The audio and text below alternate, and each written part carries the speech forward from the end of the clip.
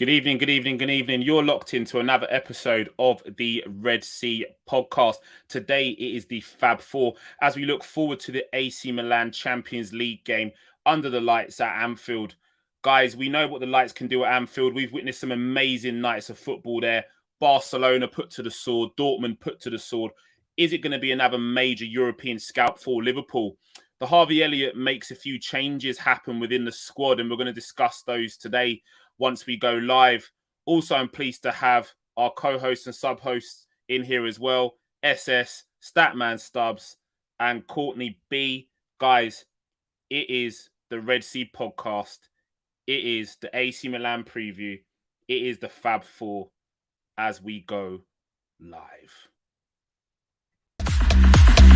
Tell the world we are Liverpool, champions of England. We've conquered all of Europe.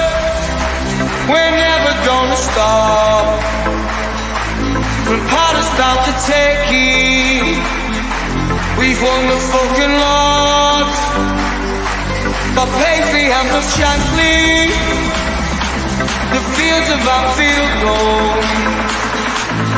We are all supporters, and we come from Liverpool.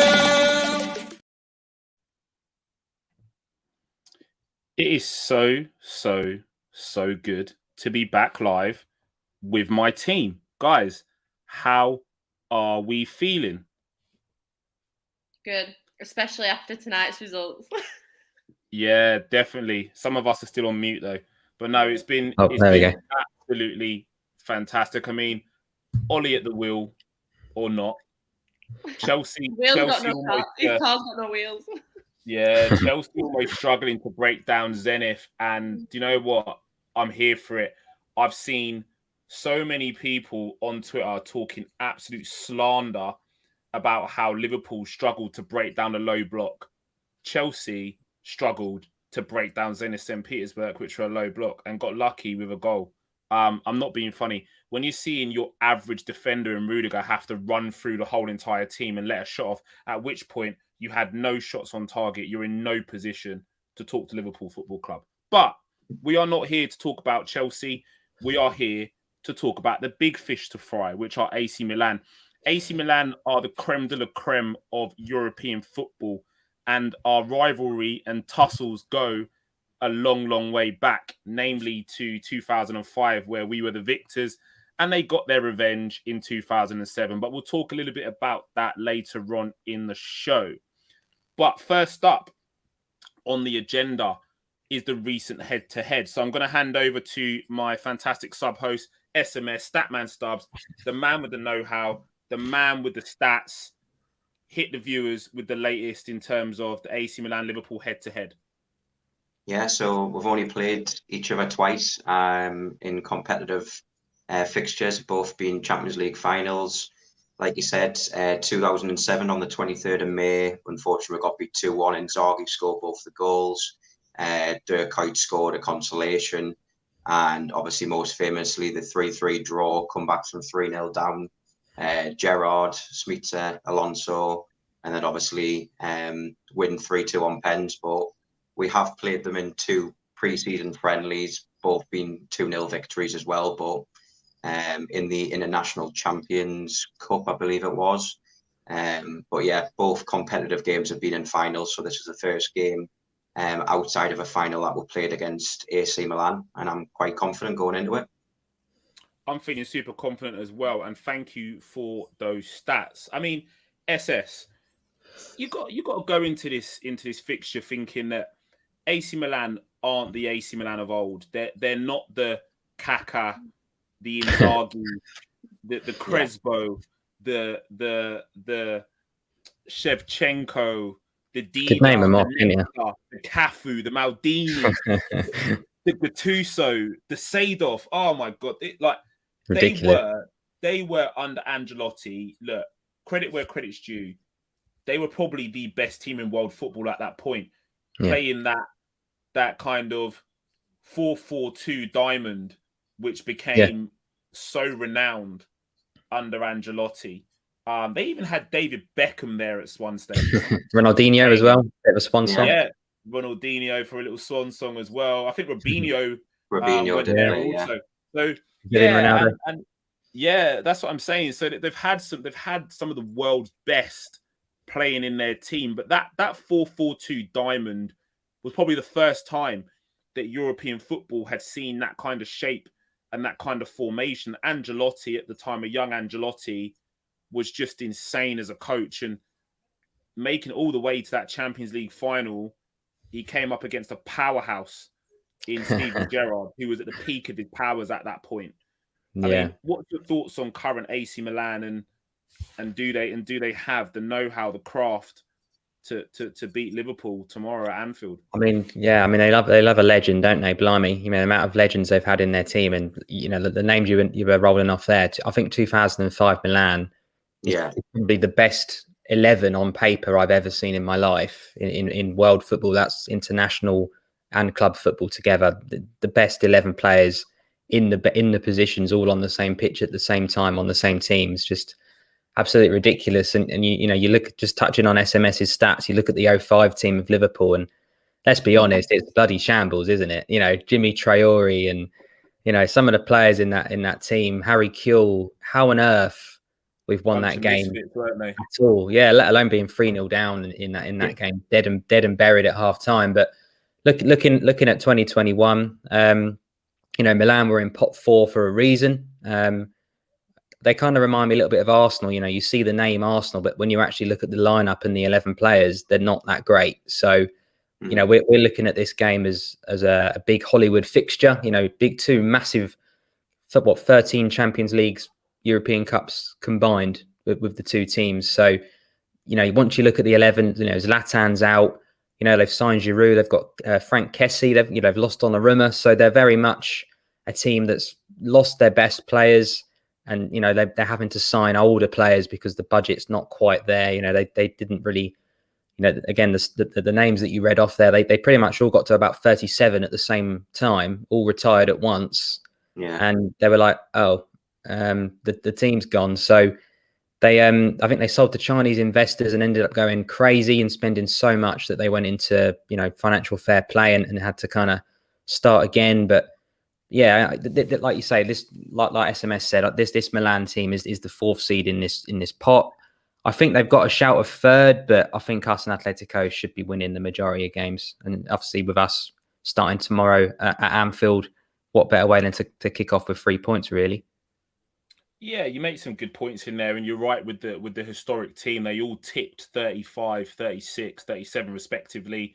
Kaká was sold. Their kind of their gem was sold for big money to try and protect the investment of Milan, and that was the only kind of way he could repay Milan at the point, was being sold for a record fee to Real Madrid. But he struggled to replicate the same form at Real Madrid. Injuries and just a different change of scenery was difficult for him as well. So big shout out to Hector Joseph as well. AC Milan and Liverpool are traditional clubs. They have something spiritual attached to their teams when it comes to the Champions League. So I expect a tough game. Do you know what, Hector? You're right. In terms of the Champions League in European football, it gets no better than AC Milan and Liverpool, apart from Real Madrid. Apart from that, it gets no better. You know, we along with Real Madrid and AC Milan have been at the forefront of European football for a long time. So massive respect has to be shown to AC Milan. I mean, just on some of the comments you made, SS, in regards to their expenditure so far, like you mentioned, they're signing slightly older statesmen. Giroud, Zlatan's coming to there as well. Frank Kessie is an amazing signing, young player, doing really well. But they also signed Tomori from Chelsea. Yeah. And he seems to have really hit the ground running in Serie A as well. They play, and I've been doing a little bit of research on how they play football. They love a high press. They love to play a high press. And I think that's going to play into our hands. We want teams that are going to come out and try and attack us and try and get us. I mean, I'll come to you, Courtney. If AC Milan come tomorrow and try and play high press football, what do you reckon the outcome's going to be? Well, we were saying this with the last with Leeds, that I feel like that type of play does play into our hands. Because if when teams come to play and they're going to want to come and get a result, like I said, there's a lot of history there. They're going to want to get that one over. So I think if they do come to play, I think that will play into our hands because we play it very well from the back. We're one of the best teams at it, at playing out from the back and getting them counters. So I feel like if that's how they come to play, they're playing straight into our hands. They know that that's how we play. So it's a case of who's the better side on the day, but I know 100% it should be us. I'm hoping it's us. I can't be going there and not getting the You're going to the game, aren't you? Enjoy. Yeah.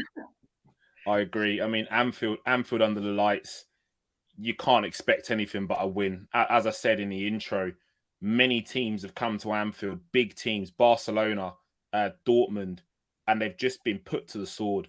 And I'd expect no different. Roma, I expect no different from Liverpool tomorrow. Champions League nights is what we live for as a club, and we've been doing it for so long that it's almost second nature to us. I mean, for Liverpool, I feel that we're going to see some changes, and I really wanted to discuss how we line up. How do we see Liverpool Football Club lining up tomorrow? On the weekend, we have Crystal Palace, and with all of the top teams winning over the weekend, we can't afford to drop ground in a title race. It just can't happen. To be fair, so the only way that I really see us competing on all fronts is by rotating. We have to rotate. So does that mean that we could? And I'll come to you on this, stat man. Does that mean that we could potentially see Ibrahim Konate make his debut, his competitive debut for Liverpool Football Club? Because would you want to risk Virgil van Dijk against AC Milan? Or would you want to risk Matip, who has deficiencies in terms of his fitness and his availability, against AC Milan? Wouldn't you want to save those guys for the Premier League? Yeah, definitely. With Klopp, though, he doesn't make many changes. And I don't see him making many changes. I think he will make some. But obviously he's going to have to make a change in midfield straight away with the unfortunate Harvey Elliott injury, which I'm sure we'll obviously touch upon a bit later on. But he potentially could take Van Dijk out and put Konate there. Maybe put Tsimikas instead of Robbo, potentially. Obviously the front three picks itself at the minute.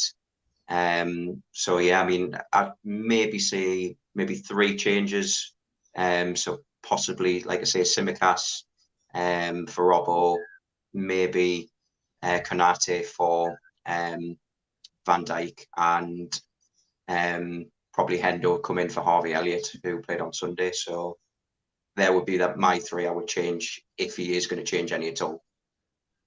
Yeah, you make some great points there, SMS. I mean, just a big shout out to Peter Kay from the Red Sea podcast Down Under. He is one of our resident elite level coaches who does the Training Ground show. If you haven't already, guys, please check that out on our platform. I think there were 10 out of 11 predictions now in terms of how teams are going to play on a Training Ground.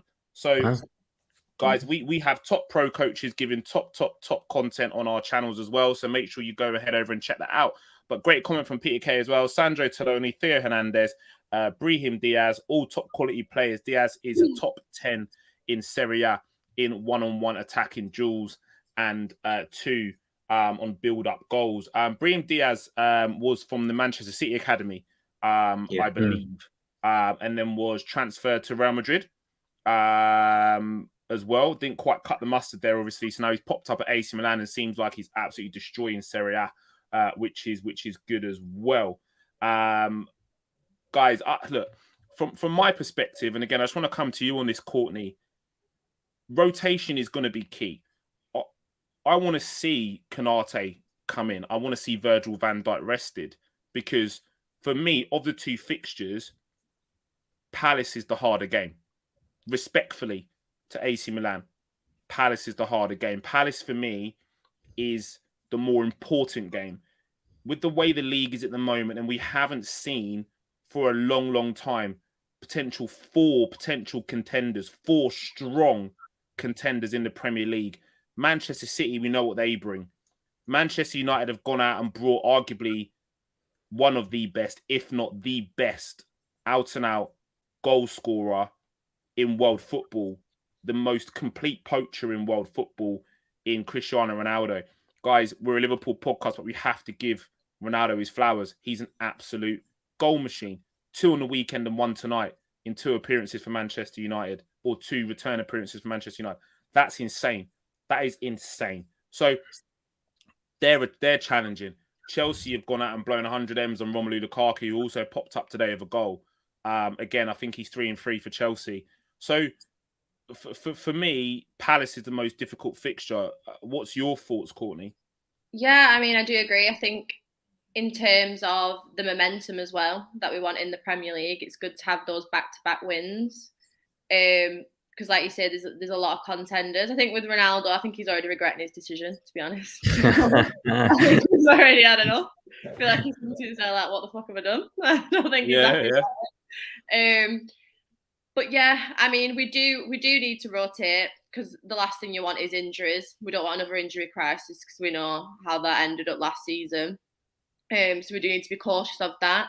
It is just one of them. It is painful to not see your favourites on the pitch. But as long as I get the 3 points, that's all I'm bothered about. I'd love to see Canate in the starting 11. Whether he's going to do that, I'm not too sure. I don't know if he's going to go to that extent. Maybe come on as a sub. I don't know if he'll start him. But I am excited to see him play whoever he plays alongside, because he is an absolute unit and he is a Van Dijk 2.0. So I am excited to see that. It is a case if you do have to rest the players. But yeah, I probably would prioritise Palace at the weekend over the game tomorrow. But then I also want to see my favourites. Like I said, I'm going to the game, so it'd be nice. No, That's just I agree with you. Being selfish. I agree with you. I agree with you.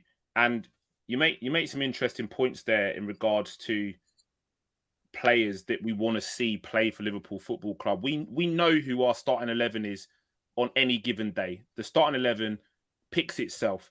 There's been one disruption to that starting 11 of late, and that's Harvey Elliott. He's been an absolute joy in to watch. Major vote of confidence from the manager to start back-to-back Premier League games or subsequent Premier League games.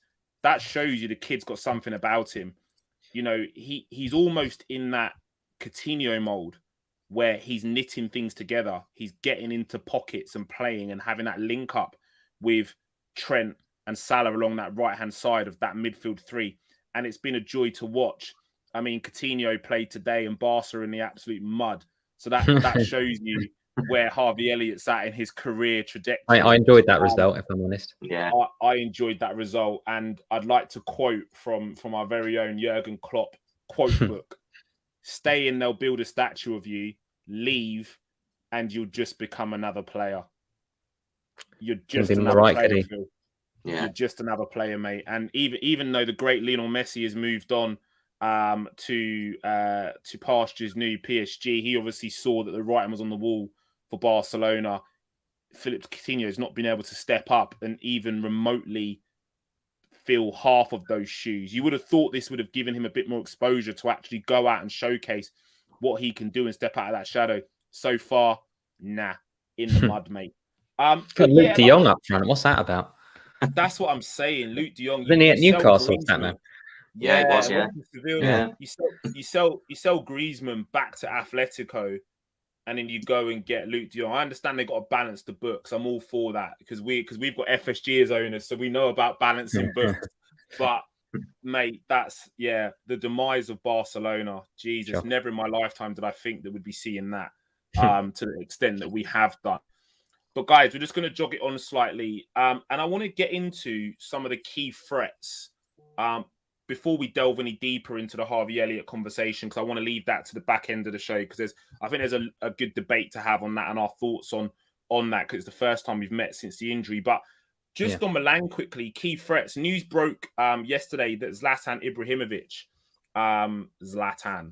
the Lion, isn't playing in the fixture. I love how he speaks about himself in like the third person.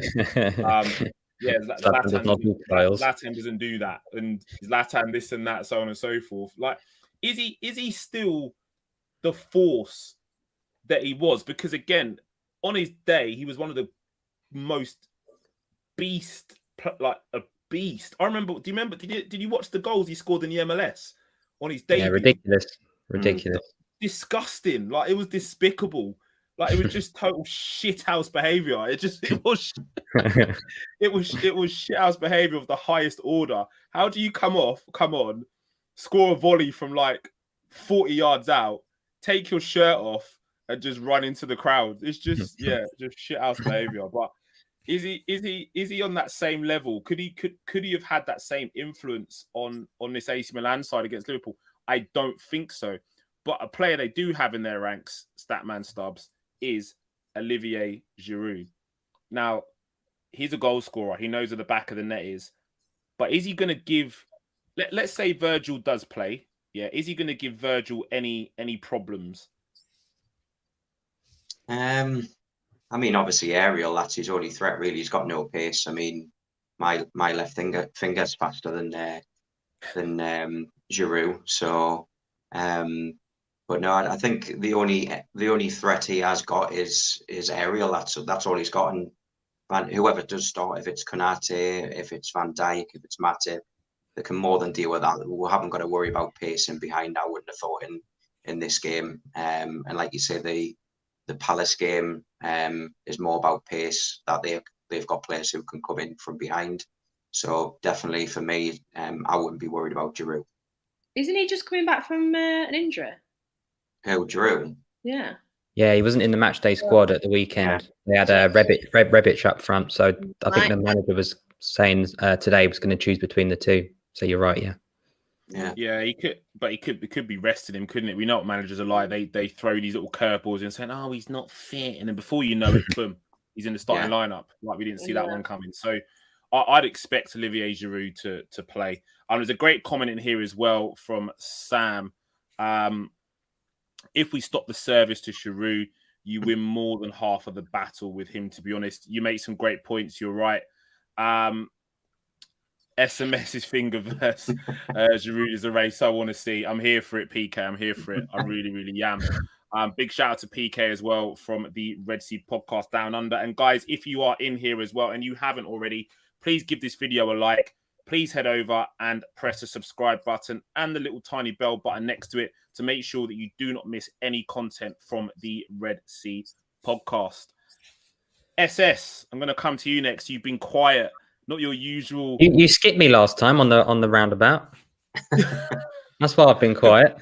Because I'm giving you I'm just setting you up for the star-studded main part, the big role, the bit where you come out and you give the audience what they really, really want. And what they're waiting for is for you and I to disagree and go head to head like we normally do. Yeah. So let's give the viewers what they want. Yeah, and that's a disagreement between me and SS. Olivier Giroud, SS, is he a threat? I think he's brilliant. I think he's absolutely fantastic. And the day Arsenal let him go was the day they started to decline, in my opinion. Fantastic play. He's never relied on pace. Very similar to Zlatan. They've both got 10 out of 10 technique, in my opinion, and you don't lose that. You know, that's not something you lose in your mid-30s at all. So if he plays, he's a danger. He can volley, he can head it.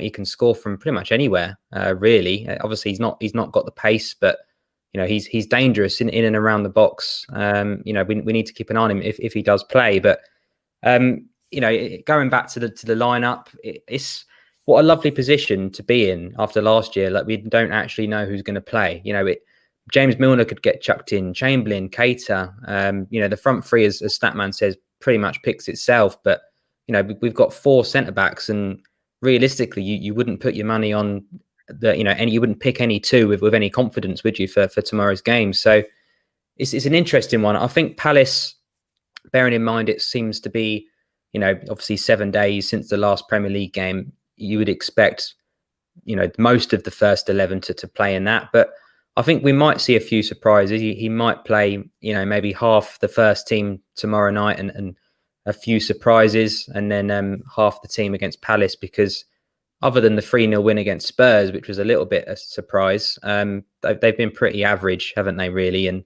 that, you know, they're not a fantastic 11. I think Milan would beat Palace in a game, so I think that the harder game is tomorrow. But you know, the bread and butter is the Prem, and you made a really good point, James, because you look at the other teams in the Prem that have all started really well. If you drop 2 points in the Premier League, you're in trouble straight away. Whereas, you know, you've got 6 games in the Champions League. If we draw tomorrow, it's not really the end of the world. You know, it's not ideal because it's not an easy group. But you know, you'd look at Porto and think that's 6 points. If we avoid defeat against Atletico or win one and lose one, you know, we only really need to come second. You look at some of these other groups in the draw. You've got Chelsea and Juventus, PSG and City, and obviously we can't play the English teams anyway. But you could win the group and get a horrible draw, and you could come second and get the winner of one of those really weak groups. So getting through the group is the main aim. And if you're going to rest players, I think realistically it's in a group stage where if you get through, the points don't matter. So I would be surprised if there weren't, you know, at least 3 or 4 changes tomorrow night. But yeah, in terms of Milan, I think Kessie is kind of their kind of main man in the middle. But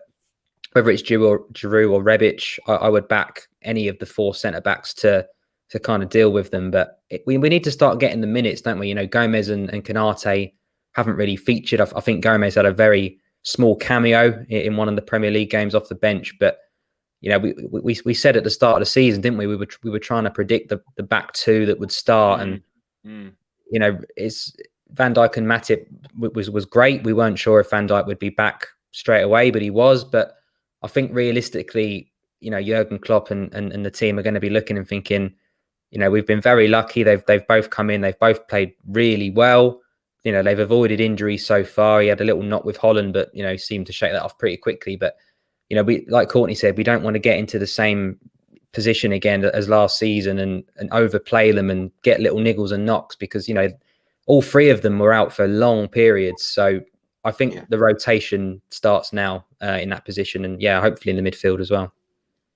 I agree with everything you said there, and it's not often that we agree. So I agree with everything you said. only because I'll tell you why. I'm getting flashbacks of last season's Champions League. Yeah, a nothing game. Jota picks up an injury. Yeah.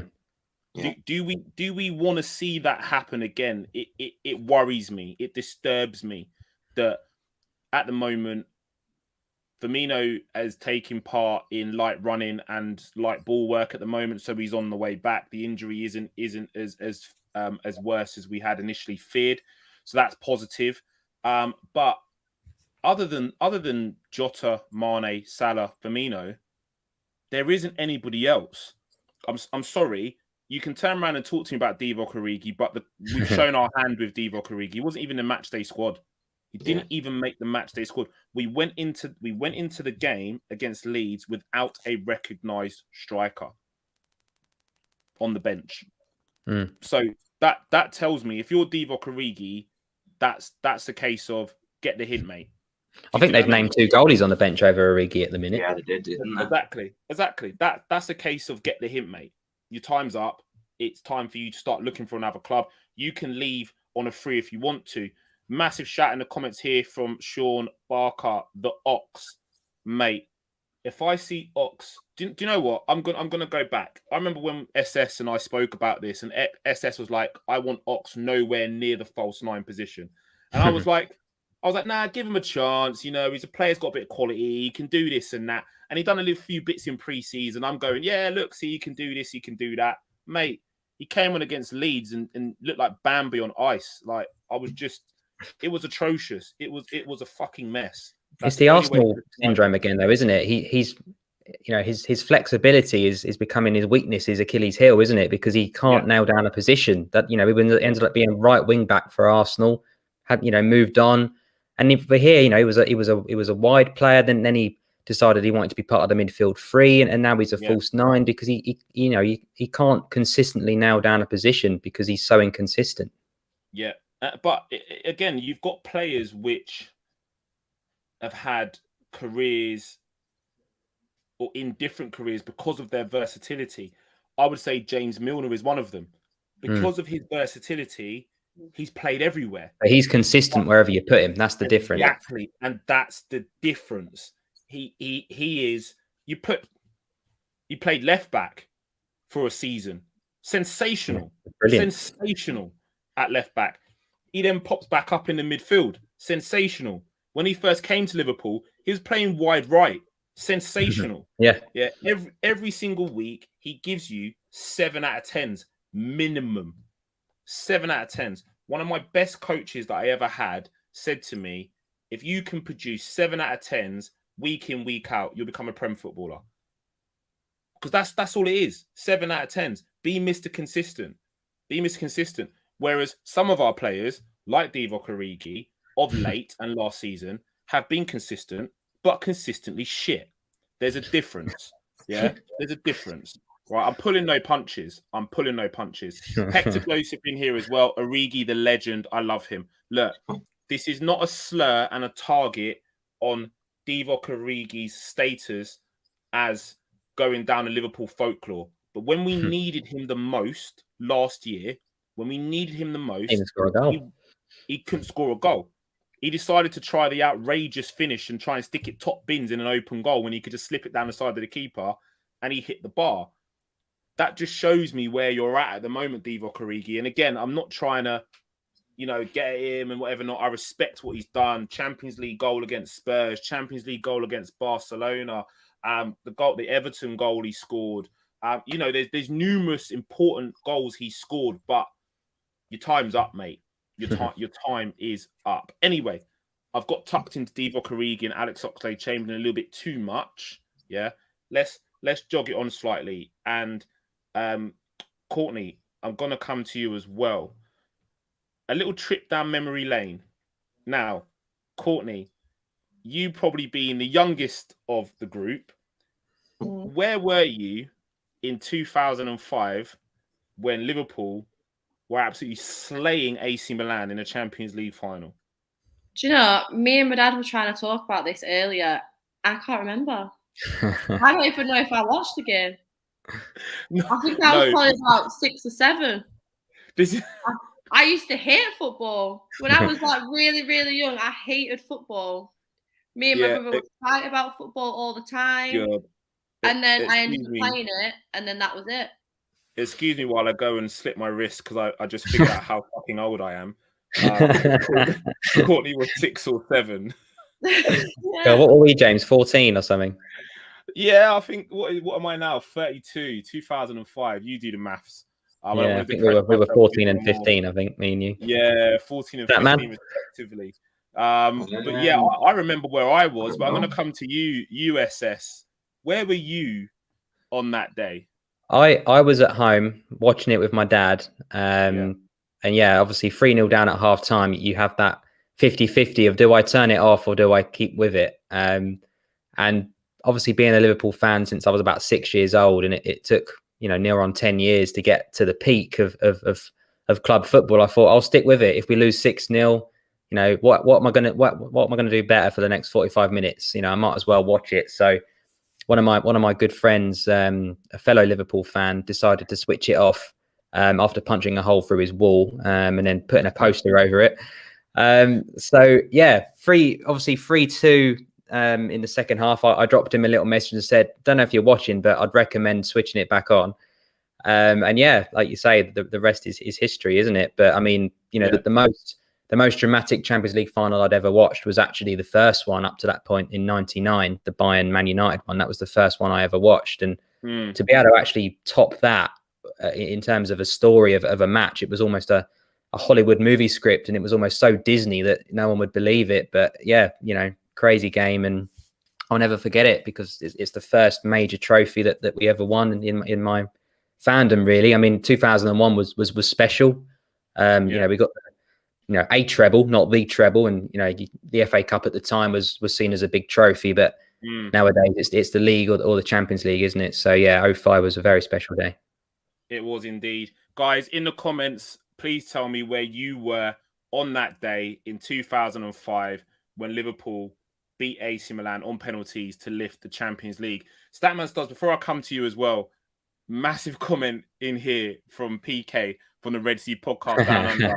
I went to school that day, dressed in full kit socks with 30 minutes of being there. I got sent home. Amazing. Worth it. I mean, I know someone else that probably would have gone to school in full socks and kit.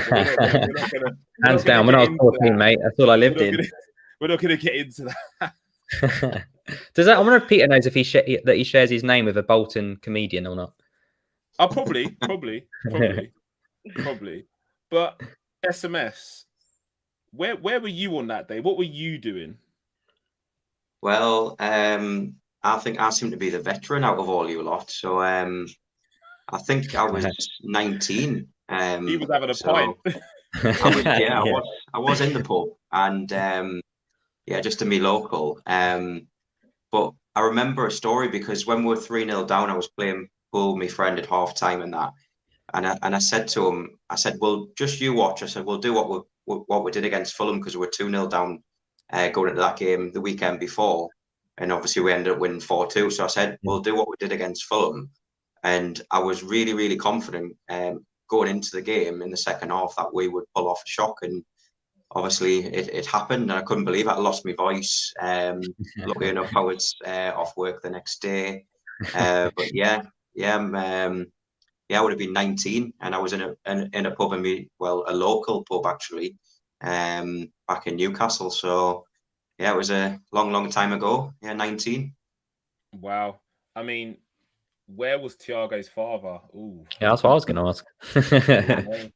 I can tell you. So in 2005, I was sat at home on the sofa with my mum. My mum watched it with me as well because my mum's not a huge football fan, but she does watch big games like Champions League final. She'll watch World Cup. She'll watch Euros and stuff like that. She'll watch big games, yeah, because for her they're life moments for her. And I never forget watching it 3-0 down. I switched it off and I actually swore for the first time in front of my mum. Yeah, I was like, this is fucking shit. And walked, I literally stormed out the room, turned it off, and went upstairs. And I cried. I cried in my pillow because honestly, no word of a lie, I shed genuine tears because I was like, how can I go to school tomorrow and we've just got parked off by AC Milan? You were thinking it could have been 6-7-0, couldn't you? By the end of the game. And I'm like, how am I going to walk out of my house tomorrow and go to school knowing we've been parked off 6-7-0 by AC Milan? I'm going to get absolutely bantered. Yeah, because naturally at school, you're giving all the big and we're going to win the Champions League, all of this, you're giving it all the fucking large. And then we get absolutely annihilated by AC Milan. And then my mum called up to me and was like, James, they've scored. And I'm like, another one. Like, I'm going absolutely mental because I'm thinking AC Milan have got another one. And I've come downstairs and gone basically expecting to see 4. And I've caught the replay of the Gerrard, the glance. Yeah. And I remember the hello, we're in business and all of that. Do you see what I'm saying? And then, mate, it was just a roller coaster from there. 7 minutes of madness, wasn't it? They called it in Milan. It was mayhem. 6, wasn't it? And just, was it 6? Sorry. Yeah. Tears upon tears upon tears upon tears upon tears. As a Liverpool fan, being a young Liverpool fan. So yeah, that's where Thiago's father was because Thiago's grandmother was watching it with me. To be honest as well. KT in the chat as well. I was 6. Wow. That's me. Wow. My goals somewhere. What I'm going to do now is I'm just going to nip to the bathroom and dye my grey hairs just so I can feel a little bit younger. So KT was 6, probably playing with toys somewhere. So KT, you've watched the replays, I'm sure. So guys, in the comments, make sure you're liking and you're subscribing. If you haven't already, please hit that like button, hit the subscribe button, also tap the bell button so you do not miss anything from the Red Sea podcast going forward. So guys, just going to jog it on a little bit as we move towards the end of this show. This is the bit, which I wanted to come to, which has become a bit of a frustration for me as a Liverpool fan. You're hearing murmurings of the lack of atmosphere at Anfield, mainly from opposition fans. So you look at it and you think, oh, it's a bit of banter. It's nothing else. They're just bantering. But now I've started to hear it from Liverpool fans, from diehard Liverpool fans, where they're saying that they feel Anfield is becoming very corporate in terms of the way that ticket allocations are going. Are we seeing more of a move to a corporate identity within Anfield from FSG? And what does that mean for the atmosphere on big European nights? Because we know that it's the 12th man. Like I said, Barca put to the sword, Dortmund put to the sword, Roma put to the sword. You know, Manchester United in the Europa League as well, put to the sword at Anfield. Are we ever going to see those kind of major European nights with the atmosphere, you know, that we've come to expect from Liverpool, or is it just all a bit of tension at the start of the season? And Courtney, I'll come to you first on this. I mean, it's a shame, really, because you think the fact that we've had all COVID and everything, and you couldn't go and watch the games, you think that the atmosphere should be absolutely electric when you go in. That everyone should just be so happy to be back, and everyone should be singing at the top of their lungs. So it's sad to hear that. I can see it happening. I can see it being true in the sense that it's going a bit more corporate. Instead of having your die-hard fans there, you've got people that might just come up that might be like, oh, I'll watch the odd game, which is sad. I know that when I'll be there tomorrow, I'll be singing away. But I still feel like even though maybe for us, it's not as much as what it normally is, but I still think we've got the edge on all the other teams. Like Man City can't even fill a stadium. Like, we're all out begging for tickets, trying to find tickets. They can't even fill a stadium. So yeah.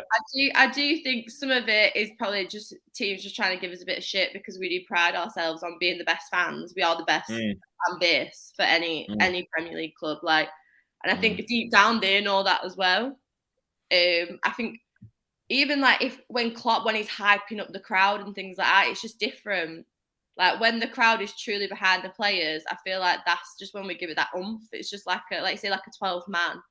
And I do think that when it comes to it, it will happen. Like if people are saying, oh, even with Champions League, blah, blah, blah, I think, say tomorrow, God forbid it didn't happen, but if we end up coming from behind, I do think that the crowd is going to get behind it. I don't think it's going to be a quiet one.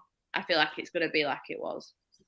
Yeah, I agree with you. And I mean, we saw a fantastic response at Ellen Road from the travelling Liverpool fans. The Reds have got no money, but we'll still win the league. like I'm here for it. I loved it. Hearing that was sensational, and it just shows that improvisation from our fans in terms of the catalogue, the back catalogue that we've got of songs is insane. I mean, I put up on Twitter earlier on because the Chelsea fans are going, there's no atmosphere at Anfield. And one of our fellow fans piped up going, well, how many different variations can you say of Chelsea? And I was like, yeah, 100%, 110%, because they've got no songs. They've got no atmosphere. There isn't, for me personally, and SS and I were at the first game of the home game of the season against Burnley. The atmosphere was insane. It was insane. Like, to the point where I lost my voice at the end of the day, towards the end of the day, because I was singing so hard. And number two, whenever Burnley got the ball, I was like frothing at the mouth. Like I was ready to fight someone. I was like, do you know what I mean? I was effing, blinding, jeffing. I was like, wring his fucking neck. Like, I was going in. Like I was proper on it. So, and the guys next to me and around next to me were exactly the same. We were singing at the top of our lungs. And I sit here and think to myself, the songs we've got, they're infectious. They're infectious. my 7-year-old is singing them all, and he's been to Anfield once, and he's already singing all the songs. I mean, SS, like, you've got a young up and coming Red in your household as well. I do, and I'm sure for her as well, that like they just get it. Do you know what I mean? When you're a Liverpool fan, you just get it. So I just don't. Again, I don't buy into this thing about atmosphere. I mean, what's your thoughts? Yeah, I mean, like you say, my daughter, she knows, Daddy supports the Red team and he does videos about them, and yeah, she loves it. She's got, a couple of kits now, and every time we get in the car on a long journey, she asks me to put Liverpool songs on because she knows them, because they, they're instantly memorable. They're not too difficult to learn, and singing about Mo Salah running down the wing, and she's only just turned 5, so good times there. But yeah, I agree with Courtney. I think it's a little bit shithousery from the other fans out of jealousy. You hear, I heard a female, I think it was a female Chelsea ex-player on the radio the other day, saying about, the Liverpool atmosphere after 10 minutes, it's, they sing "You'll Never Walk Alone" and then that's it. And I'm thinking, have you ever actually been to a game? No disrespect, if they're judging that on a Liverpool v Chelsea women's match, then it's probably quieter than a men's game, just because of the attendance is a lot lower for that. Even though I think the women's game is in a fantastic place at the moment, and long may it continue. But yeah, in terms of the atmosphere, we were back at the Burnley game, and you could tell everybody was so starved of it. We hadn't had a full capacity at Anfield for ages. Everybody was buzzing. Everyone couldn't wait to see the players come out, even just to warm up. Everyone was going mental, which was fantastic. And I know that doesn't always come across on the TV. I think Pete was saying, looking at it on the telly, it sounded a bit quiet at times. But you're not going to get Champions League quarterfinal atmosphere at 12:30 on a Saturday, or that kind of thing. It builds up. They're going to sing a song, then you might have 5 minutes when they don't, and then they'll sing another couple of songs again. And every time anybody does anything, if it even goes near Bobby Firmino, they'll sing the Bobby Firmino song. If Salah gets fouled, they'll sing the Salah song. So I don't buy into this. The atmosphere is dwindling. I think that will click back in, and as the season ramps up, as the Champions League nights come in, and the games get bigger and better, and currently I'm not even really bothering checking the league, because it's like we've only played 4 games, we're in and around. That's cool. But once we're in a title race, we're in a Champions League knockout round, that atmosphere will be better than it's ever been. And the more we add attendance to Anfield, that's only going to improve. So yeah, I'm sure Courtney will let us know what it's like tomorrow. Totally. Yeah, I mean, I'll probably be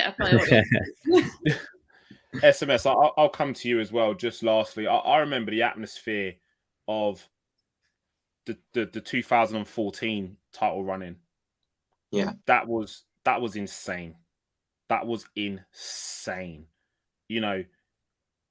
Lining the streets before every game. We were lining the streets before every game. Yeah, flags were out. We were getting to the stadium early to make sure that the team knew that we had that level. We had their back. Then you look at the initial Champions League running in the City games that we played. That year, the atmosphere was electric. 99 points from Liverpool, 100 points from City. That year was fucking mental. It was insane that year. Yeah. I'm looking for us to replicate that level of that level of intensity from the fan base, because Liverpool's fans, we are the 12th man. We make the difference. There are no other fans, and there's a comment here from Jericho. German fans are second to none. I'm really sorry, Jericho. I have to disagree with you. Liverpool fans are second to none. We're second to none. Like, it means something different to be a Liverpool fan. It's different. It's a different feeling. Like, honestly, sometimes I look at my club and it makes me want to cry, because I'm that much in love with my club. It's a different vibe. So SMS, what's your thoughts? Yeah, I mean, obviously touching upon it, I mean, Champions League is completely different to the Premier League. The atmosphere is electric. And I think it all starts from, like you said, when the team comes in on the bus, and then you've got the flares going. stuff like that. And I think that gets one over on the opposition team. I think when they see that, they think, Christ, what we're actually coming into here. And it feels like you've already got a 1-0 head start. Like you say, Liverpool, 12th man. Sometimes, especially if we're kicking towards the Kop in the second half, they can sometimes just blow a ball in the goal and it goes in. Just you never walk alone. Champions League nights as well. Hair standing in the back of your head. So I think, like you say, it's what everyone said so far. There is, it's all just a bit of a myth. This with regards to the atmosphere. I do honestly think we're one of the best supported teams around in the Premier League and the world. And I don't say the atmosphere has changed at any point. I think, if anything, it's become better as well over the years, because we've obviously been doing a lot better than we have done in previous years. So for me personally, I see the atmosphere having a massive effect on Milan, and I think that will help us obviously get over the line come tomorrow night. I totally agree with you. I mean, like you said, it's I just think it's a myth. How can you say that one of the most celebrated clubs in English history, let's have it as it is, one of the most celebrated clubs in English history. Do you know, I'm going to go even further. Without us, there's no Premier League. How about that? Without us, there's no Premier League. Yeah, because we were at the top table. We were one of the decision makers to usher in the Premier League era. We didn't react to it. I understand other clubs have won more Premier League titles than us, but football did not start in 1992. Let's have it as it is. Yeah. So for us to be instrumental, and again, European success, we're a European powerhouse. In terms of English clubs, we've won the most. There's no one even near to what we've won in terms of European cups. So to say that we haven't got any atmosphere is ridiculous. And like me, SS and I have discussed this before. We look at the stadium revamp as well. And the one that I'm worried about is when it gets round to doing the Kop. How do we retain that acoustic, that beautiful sound that you hear from the Kop? Obviously, we'll wait to see how that turns out. But guys, before we close, score predictions. This is the bit of the show that SS and SMS get super competitive on. I've not been very good lately. Yeah, you're having an off one. Hold on, what did we get? 3-0 against Lee? I don't think no one predicted that. I went 2-0. I went 3-0. Yeah, where did you go? 2-0. Yeah. Yeah. 3-1. I said. Yeah, so we all took a big fat. Yeah, we all took a big fat L on that one. So I'm going to come to you, Court, on this one first. And guys, in the comments as well, throw your score predictions in there too. What do you reckon the score's going to be with Liverpool and AC Milan? It's so hard when you don't know the starting 11, because it's like,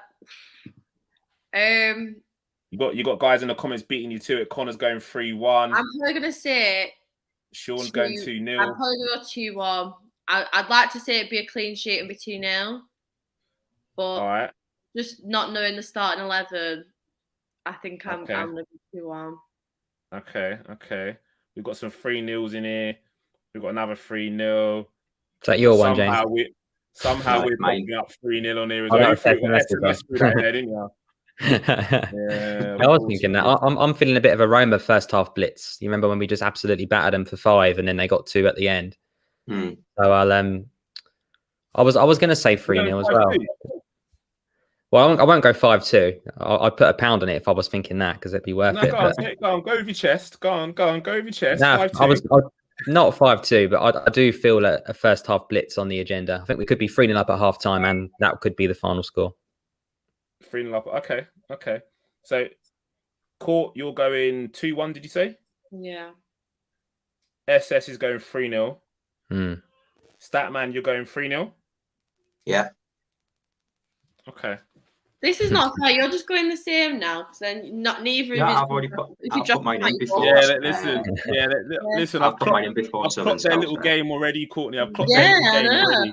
Yeah, but we've picked the same score twice before and got it right. So yeah, they're just all they're doing is they're trying to play 3D chess with each other. They're like, I'm in your head and all of that, rent free and all of that. you go for the same one, you can't lose. Yeah, exactly. I'm gonna go.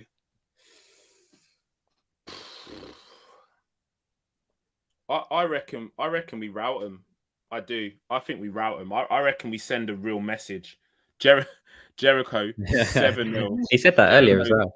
Jericho's here for it. 7-0 from Jericho. No, I think we send a real message, and I think we rout them. So I'm going 4 no reply. I'm gonna go 4. I'm going 4 no reply. Because I think with 5 subs, if we're 3-0 up, he brings a lot off. Yeah. Yeah, he may do, but again, the game's going to become open because AC Milan are going to have to come at us. So 4 doesn't seem entirely beyond. Well, it's not beyond us. And nothing's beyond us. But I'd go. Oh, am I being too bossy? What? Nah, fuck it. I'm here. 4. Go 4 chest, mate. Yeah, go with my chest. 4-0 from Thiago's father. TF 8-9. We need to change your name to Zlatan's father. Speaking about yourself in the third person again. The guys, so I'm going 4-0. CB was going 2-1. 2-1. SMS was going 3-0. Yeah. 3-0. And SS was going 3-0 as well. So, guys, those are our score predictions. They're there, written down for everyone to see. Guys, hold on. PK's jumped in there as well. PK's jumped in there as well. If it's 7-0, then does... What's that? Based on what? I didn't say it was going to be 7-0. Does SS do the next show and address? Listen, no. I would pay for SS to do the next show and address. I would pay. No, thanks. What guys in the comments, any takers? Yeah, like I'd throw 20 quid to a charity of your choice. It's not happening. Sorry, no. Move on. Move on. Are we gonna talk about Harvey Elliott, or are we gonna end it there? Anybody raising me more than 20 quid for SS to do a show and address? Put it in the comments. Well, you can put 400 quid. I ain't doing it. So what? Get that idea. No, Twitter will just be on there forever. Screenshot forever. Address now. And you're wearing the same thing as I am. I know this dress here is absolutely sensational. The fit is stellar on this. But guys, look out for the kit review because we're going to be talking all about that as well. Yeah, so definitely. Harvey Elliott, just quickly before we close. SS, I'll come to you first. Yeah. Red or no red? Just quickly, red or no red? It's a tricky one, isn't it? Because you look at the tackle, again, it's a bit like the Son Heung-min one, isn't it, on Andre Gomez, and you think, yeah, it's not intentionally terrible for a red card, but in the letter of the law, if you endanger an opponent, it's a red card, and if you dislocate someone's ankle, even if it's accidental, you've endangered his health, haven't you? So yeah, I mean, for me, it's a red card. We want to kind of try and stamp this kind of thing out of the game. He doesn't need to make that challenge. Harvey Elliott has already gone away from the Leeds player. Sometimes you just have to go, do you know what? He's beat me. You don't have to do a complete slide tackle to someone running away from you. So I think it was avoidable. It's a shame that he wasn't subbed off a minute before for Hendo, who was waiting. But yeah, for me, it's a red card. But looking forward, we were speaking in the WhatsApp group earlier. 6 months has been touted as the time frame, but I think he'll be coming back into training maybe in late March. He might start getting into first team training in mid-April, but by then you're in a title running, hopefully, and potentially a Champions League quarterfinal as well. And we're usually out both the domestic cups by then anyway, so I don't really see him featuring too much for the rest of the season, unfortunately, which is such a shame because we were touching on him earlier. 18 years old. Me and you went to that Burnley game. We're refreshing our team lineups on the app, and Elliott starts, and we're thinking, "Good Lord, that's a big ball." But did he absolutely grab his chance? And like you say, he's started every big game since. But such a shame. It's kind of stopped him in his tracks. But he'll be back. I think pre-season for next season, and hopefully carry on from where he left off. But yeah, it is a big shame. SMS, red or no red? Yeah, it's like Adam's just said there. I mean, he's tackled the player from behind. Did he need to make that challenge? In my opinion, he didn't. I think that could have really been avoided. It was unnecessary. I don't think he went in on the intent of obviously injuring him in that way, shape, or form. But I just think when you're risking someone getting injured when you challenge him from behind, and you've got no, in my opinion, you've got no chance of winning the ball there. I thought it was reckless. It was dangerous, and I thought the referee handled it pretty well because he got the red card out straight away. And in my opinion, it was a red card and a dangerous challenge. Okay, just on the red card then, just quickly on that one. You got the red card out straight away, but we saw previously to that, and I've seen images and video footage of Andy Gray. God, Andy Gray is still trying to do commentary. Fucking hell. Andy Gray saying that because Jurgen Klopp came on the pitch and he's not supposed to be on the pitch, he influenced the referee. Does Jurgen Klopp's presence on the pitch influence the referee's decision for a red? He'd already made the decision anyway. It didn't make a difference that Klopp only came, from what I've seen anyway, Klopp only came onto the pitch after the red card was made. So no, there was no influence there. Just obviously, unfortunately, a bit of blue, isn't it? That's obviously saying it. So no, he'd already made the decision. Sean Barker thinks it's not a red. Sean Barker thinks it's not a red, just unfortunate. And he took the ball, question mark. Before I address the Sean Barker comments, I'll come to you, Court. Red or no red? I'm gonna go different. I don't think it is a red. I didn't think it was a red. Are you making those challenges on a Sunday morning? I mean, I've probably made worse challenges, and like Pickford's challenge on Van Dijk, that he didn't even get yellow. That was assault. Pickford's challenge on Van Dijk, that was assault. You know what I mean? I do think even Harvey Elliott has come out and said that it wasn't a red card, that it was just an unfortunate event, and it was just unlucky. Sometimes you can just place your foot wrong, or because there'll be challenges like that happen all the time, but it's just the fact that he's dislocated his ankle, which is just unfortunate. Like when I did my knee, I set off to run, and it just, for some reason, in that position, it snapped. Like there is just sometimes where you can be caught off guard at a certain point where it just causes them big bad injuries. Whereas you can have one where he could have just rolled his ankle and it'd been the exact same challenge. I think it's just one of them things where there wasn't really that intent there. I think it is just unlucky. And football can be like that sometimes because it is a physical. I agree with a lot of what you said there. But my tact on this is ultimately the challenge comes from behind. Yeah. Challenges from behind. So how was the ball there to be won if the challenges come from behind? Yes, it's a physical game, but in every other league, bar the Premier League, that type of challenge is outlawed, it's banned for those similar reasons. That how do you get your body out of the way once you've committed to that kind of scissor kind of challenge and you've gone through the back of the man? That's assault. To me, that's assault. It is assault of the highest. There's people that go prison for less. Yeah, let's be clear. There's people serving jail time for less. It's disgusting, that challenge. And I've been relatively quiet on it. Didn't put anything on Twitter. But that is a despicable challenge. Now, I'm not turning around and saying that his intention was to hurt Harvey Elliott, because I don't think there was any malice in it.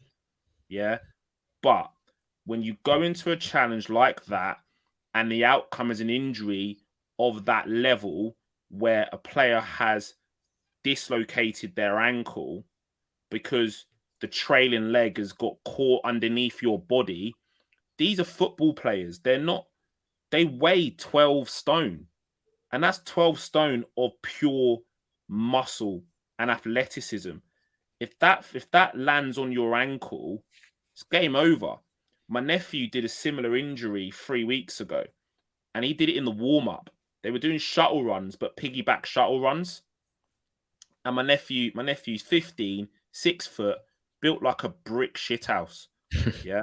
He was carrying, and he's the same height as me at 15. This kid is a unit.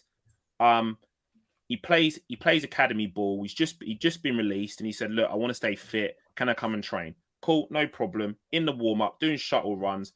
Another kid the same size as him on his back. They fall awkwardly, and that kid falls on him and snaps his femur. It's the same. It's the same thing, and it wasn't. It's unfortunate. It's unfortunate.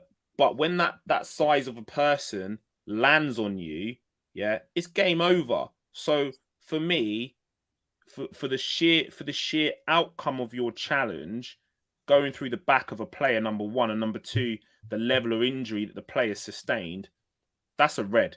And I'd also, just to see it stamped out of the game, because it needs to be stamped out of the game, I would want to see retrospective action as well.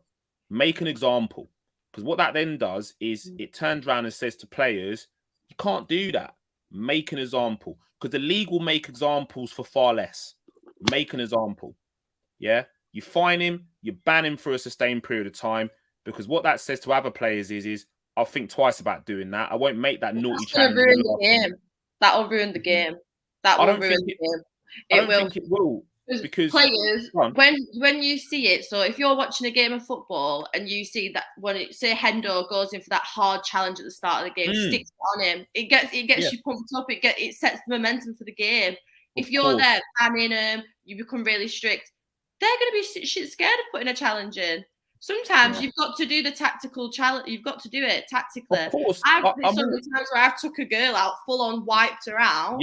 Yeah, I had no chance of getting the ball just to get her away from being in on goal. Like you've got to sometimes technical foul. I get it, and I speak the same thing to my youth players where I turn around and say, be aggressive in the challenge. What I always say to my players as well is be aggressive and true in the challenge. And he wasn't true in the challenge. If you go in soft, you're more likely to get hurt. If you go in a challenge and you don't go for it and go in as hard as you can. You're going to get hurt. So you're just going to go in softer and more injuries probably going to happen from that. You can't, at the end of the day, Javier just landed awkwardly. Like I agree with everything you've said. I agree with everything. You want to go in hard. You want to go in hard and you want to go in firm and you want to be true on the challenge. Totally. But the difference is, and for my opinion on, the tackle hasn't come from the side. It's not come from the front. It's come from behind. And tackling from behind should be banned and outlawed in the game. How does Harvey Elliott adjust his body? Because as a player, you're told to brace yourself for some form of impact. How does he adjust his body, not being able to see the challenge? It's a blindsided challenge. That's like you walking down the street and someone punching you from the side of the face. So it's the same thing. You can't defend yourself against it. That's the difference. Do you not think we've ever gone in and done a challenge like that on a player? Fair enough, they might not have dislocated their ankle. I've done far worse. I've gone in 2-footed, but I've been sent off for it. I've gone in from behind, and I want to throw him. Wow. Anything. I wiped her out. I came in, threw behind, took the ball, took her, and I took everything. And I didn't even get card. I just think those type of challenges personally have no place in the game. As we move to a more technical era in the game, where tackling is an art form. There's only few players out there which can go to ground and win a ball clean. A lot of players can't tackle now. And that again is an example of it. Stevie G could do that tackle and win a ball clean. SS will tell you. I've seen Stevie make those challenges, watching Stevie make those challenges for years and winning balls clean and not even hurting the man. He didn't win that ball clean. Yeah, but can you argue that maybe that's just him mistiming it slightly? You've got to think they're running at pace at the end of the day. For you to time it is very difficult. He could have just took one step extra by accident and that ended up leading to that, and he's fell awkwardly and he's dislocated his ankle. I agree. I think I don't think we're going to agree on the whole thing. No. He's missed. No, look, I'm here for it. Me and Statman are just getting the popcorn, like. He's mistimed it. He's mistimed it. So it's reckless. That's what I'm saying. Tackling is an art form. You can't time your challenge. It's reckless behavior. Was he in control of his body? No, because his body was off the floor. He's coming from behind. It's a red card. And you need retrospective banning as well because you're a moron for it as well.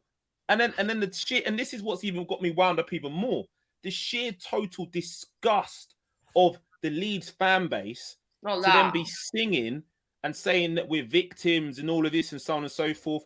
I'm sorry. I've got respect for Leeds as a club. You're a cornerstone English club, yeah? But your fan base is bottom fucking tier. Bottom tier. You are bottom tier as a fan base. Never do you come out and start singing about an injury to a player. I mean, 3 weeks before that, after they got parked off by Manchester United, they were singing saying that Marcus Rashford and Jadon Sancho let the country down. They're a bottom tier fan base. Bottom tier. No place in the Premier League. And I hope the fuckers get relegated. How about that? All right, Ty from AFTV. That's fine. I agree with that. This is wound me up, man. This is wound me up. Like you can't be acting like that when someone's getting injured. At the end of that could ruin someone's life. It could be career ending, depending on if he's going to have niggles and so on. Yeah, 100%. That's a young player still developing, still growing. They're still growing at that age. And again, look, if you're good enough, you're old enough. Yeah, you're on the pitch, you're good enough, you're old enough. But the behaviour of the Leeds fan base, and this isn't the Leeds as a club, yeah, this is their fan base that they've shown me in the last 3 weeks with the Marcus Rashford and Jadon Sancho thing, and now this. And when it was addressed on Twitter with the Marcus Rashford and Jadon Sancho thing, all the Leeds fans were going, "Oh, football's gone soft. It's because we're not from the Premier League that we're more hardened than you." I was like, no, it's because you're fucking scumbags. You are bottom tier as fans. Not because the league gone soft. It's because you're despicable bottom tier fans. You don't understand what it's like to be at the top table because you've been missing for 12 years. Yeah, simple as that. But guys, we're gonna close. End on a TF rant. What else? Oh god, SS. What we got coming up for the rest of the week? Yes, mate. So we've got the third shirt review on Thursday. So that'll be with myself, James, and Courtney. And then we've got the rivals' point of view as well, haven't we, Statman, for Crystal Palace on Thursday as well. So we might have to make sure they don't clash. We might even be back to back, I think, on those two. With a Palace fan or hopefully a couple. Obviously, we'll be on Red Sea full time. After the Milan game tomorrow on LFC Day Trippers, and on Saturday about 5-ish after the Palace game as well. And then that's hopefully going to get back on the tier list as well over the next couple of international breaks. So October and November. I was on a video last night on the first 11 with Steve. So it was nice to catch up with him, and he's buzzing to get that all rounded off, and do an ultimate 11, goat tiers and the manager one as well. So yeah, lots to look forward to. Totally. And guys, look, it's been an absolute pleasure being on your screens as well for the Fab Four and my little rant about Leeds. I don't hate the fan base that much, but I do in some ways as well, because like I said, bottom tier. But never mind. I think, do you know what? Leeds are like an attractive Burnley. To be fair. Careful about Burnley, because I don't care. Diss them all you want. Leeds are an attractive Burnley who might add are probably going to get relegated this year as well, but I'm here for it anyway. SMS, please tell the guys where they can find you on your own individual stuff as well, please. Yes, if you just go on Twitter at StephenStubbs985, you can find obviously the Red Sea podcast and my own channel in the bio there. So go over to my Twitter page and please give us a follow, and obviously subscribe to both channels as well, please. Definitely. And Courtney B, where can they find you not by the bar in the club? Yeah, I'm actually not out tonight, which is good for me. On Instagram, it's Courtney L Barker X, and on Twitter, it's at CourtneyB_XXX. I'm only 40 odd now away from the big 10K. Wow. On Twitter, so you could do it then, follows, get that number up. Yeah, definitely. And guys, we are on our way to 400 subscribers on the Red Sea podcast. As I said, if you haven't already, please like and subscribe, and also hit that bell button so you get all the notifications for the Red Sea podcast content. Please check out our training ground videos with PK from our Red Sea Pod Underground. And they've got a new show launching this week, Red Flicks and Chill. That's going to be a fan zone channel, which is going to be a bit more of a social chat kind of thing, inviting you guys in to have your opinions, because we're all about sharing opinions here for the fans. Big up yourself, KT, as well. Great show, guys. It's a pleasure to have you as well. Big up yourself, Sam, as well. Brilliant show, everyone. Up the Reds tomorrow. You never walk alone. Yeah, totally agree. And guys, we'll be here for the reaction show via LFC Day Trippers, myself and SS, giving you the live reaction and everything AC Milan, Liverpool. But thank you for tuning in. It's been an absolute pleasure being on your TV screens. We've been the Red Sea podcast, and we are now signing off. And again, like I said, I cannot wait to have you guys back with us. But thank you for joining us on the Red Sea podcast. We are over and out.